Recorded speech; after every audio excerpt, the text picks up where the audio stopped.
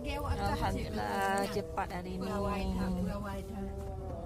Abang Nuril, alhamdulillah kita cepat dek Karul. Ayah, mak.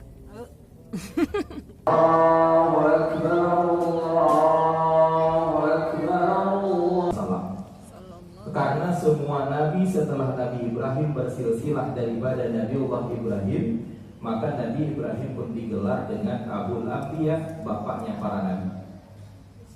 Kemudian kelebihan yang kedua Allah berikan kepada Nabiullah Ibrahim adalah namanya dan keluarganya selalu kita sebutkan dalam bacaan sholawat kita untuk baginda Nabi Muhammad SAW. Tepatnya pada saat duduk tasyahud akhir dalam sholat kita bersolawat, kita baca Allahumma sholli ala sayyidina Muhammad wa ala ali sayyidina Muhammad. Kita tambah kama shallaita ala sayyidina Ibrahim